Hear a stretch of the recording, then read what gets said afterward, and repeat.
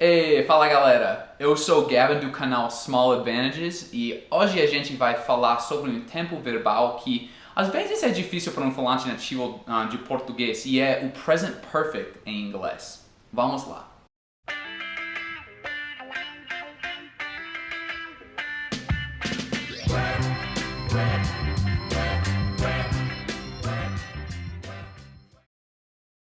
Muitas pessoas já me pediram fazer um vídeo falando sobre o present perfect em inglês. E o que é o present perfect? Na frase que eu acabei de dizer, se expressa em inglês como Many people have asked me to make a video. E se trata da palavra have lá, né? E em vez de só Many people asked me to make a video. O que é a diferença? Em espanhol, o sentido de present perfect, como em inglês, existe também. E eu estava aprendendo espanhol antes de aprender português. Então, para mim, espanhol não foi difícil. Para lhes dar uma perspectiva diferente, eu vou lhes contar a minha experiência de aprender como expressar o present perfect em português, porque para mim foi difícil no outro sentido, né? E depois disso eu vou falar sobre como é fácil para vocês lembrar quando se precisa de usá-lo. Vamos lá com o seguinte exemplo. Então a situação é assim, eu estou cozinhando ou preparando o jantar e de repente o meu amigo dá um pulo na nossa casa, inesperadamente. E a gente bate papo por uns minutos, depois de um tempinho eu lhe faço a seguinte pergunta. Have you eaten?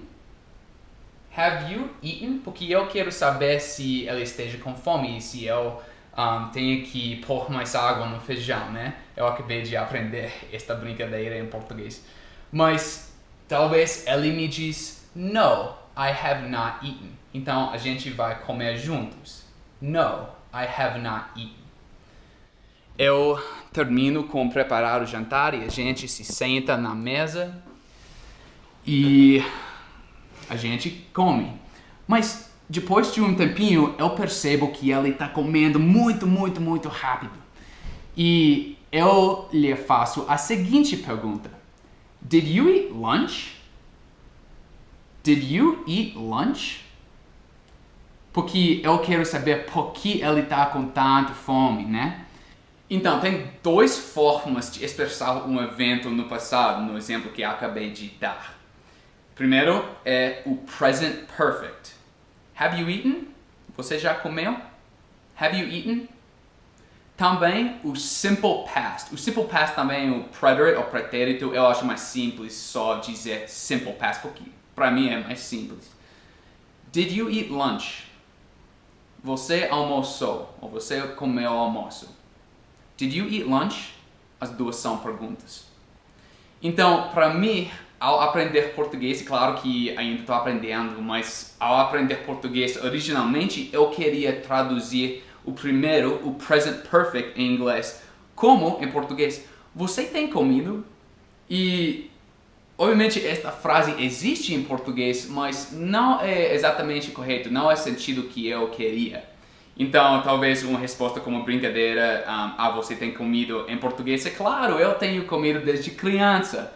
E é assim que eu aprendi que eu tenho que usar o pretérito nos dois casos ao falar de um evento no passado em português. Os dois se expressam com um pretérito, conjugações no pretérito. Mas em inglês tem as duas e em espanhol também. Então, para um falante de português aprendendo inglês, é muito importante lembrar da diferença aqui entre present perfect e simple past, porque não é sutil, é muito importante porque o sentido da frase muda muito ao escolher um tempo verbal diferente aqui. Então, geralmente, lembrem-se que para um evento que o tempo não é conhecido ou desconhecido no passado, não se sabe quando aconteceu exatamente, ou aconteceu ao longo do tempo, se usa present perfect. E se usa simple past, é possível lembrar ou escolher o momento do tempo, especificamente quando aconteceu o evento. Então, eu vou dar os seguintes 4 casos quando se usa o present perfect. E é para vocês lembrarem ou perceberem para frente quando se precisa do present perfect. Porque normalmente o simple past é perfeito, mas como já falei, com tempos desconhecidos precisa do present perfect. E quais são estes casos? O primeiro caso se chama o caso de experiência.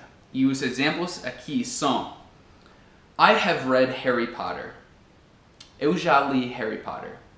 E a propósito, eu não vou contrair os verbos aqui. Por exemplo, I have é possível juntá-las para formar I've read Harry Potter, mas para falar no modo mais simples, mais fácil de entender para vocês, eu não vou contraí-las, mas ao falá-las, lembrem-se que é normal para um falante nativo de inglês de contraí-las. Então, mais uma vez, I have read Harry Potter. Em algum momento no passado, eu não sei exatamente quando foi. Ao invés de simple past, o que é I read Harry Potter last month. Eu li Harry Potter no mês passado. I read Harry Potter last month. Outro exemplo é uma pergunta. You have never been to Canada? Você nunca visitou a Canadá? You have never been to Canada em qualquer momento no passado. E não tem um exemplo ao invés do present perfect em simple past, porque não aconteceu, então não tem um momento específico para se referir. Então, mais uma vez, you have never been to Canada? Então, estes exemplos são exemplos da experiência, lembrem.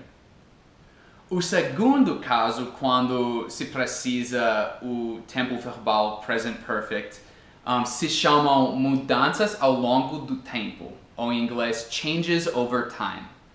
O exemplo aqui é: Your English has improved since the last time we talked. O seu inglês melhorou desde a última vez que a gente conversou. Your English has improved since the last time we talked. E a frase em vez disso é: My English improved during that lesson. E notem que se precisa do simple past aqui, porque é um momento específico.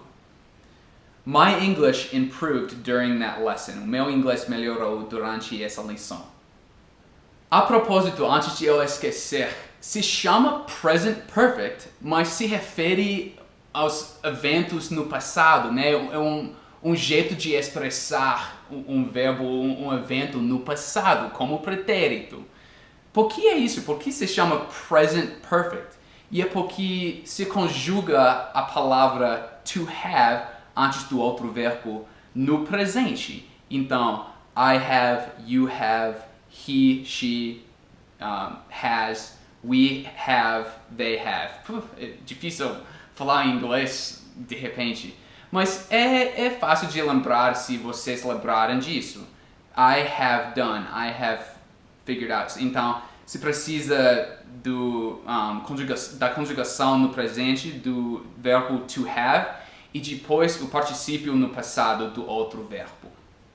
O terceiro caso, quando se usa o present perfect, são ações em curso ou não terminadas. Se chamam em inglês incomplete actions, ou ações incompletas, algo assim. Os exemplos aqui são: I have lived in this apartment for 2 years. Faz 2 anos que eu moro neste apartamento. E é uma ação não completa, ou não terminada. Então, eu ainda moro aqui, então eu uso o present perfect para expressá-lo. I have lived in this apartment for 2 years. Ao invés do simple past, o que é: I lived in this apartment in 2006. Eu morei neste apartamento em 2006. E agora eu não moro aqui, mas estou visitando de novo. Sim, eu morei neste apartamento em 2006. I lived in this apartment in 2006. simple past. Outro exemplo, eu estou fazendo um teste e eu digo I have not finished yet. Não terminei ainda. I have not finished yet. E este não tem um exemplo oposto porque o evento não aconteceu, né?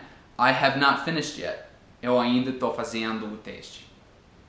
O quarto exemplo, quando se usa o present perfect, são múltiplas ações concluídas ou terminadas no passado. E este exemplo é um pouco diferente dos outros que já mostrei, porque são eventos que que terminam num tempo específico, mas são múltiplos. Então,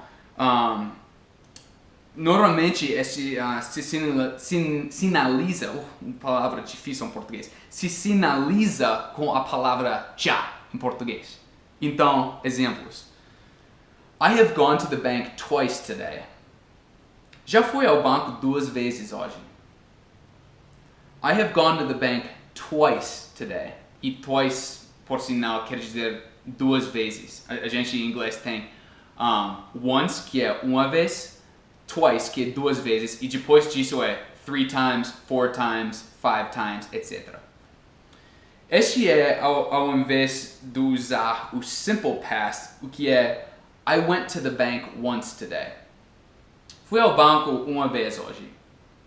I went to the bank once today. Então são I have gone para 2 vezes no present perfect e só I went no pretérito, ou simple past. Outro exemplo é I have traveled by airplane many times. Já viajei de avião muitas vezes. I have traveled by airplane many times. Many times in the past I've flown, I've taken flights, I've traveled by airplane. E o oposto, simple past, é I traveled by airplane yesterday. Eu viajei de avião ontem.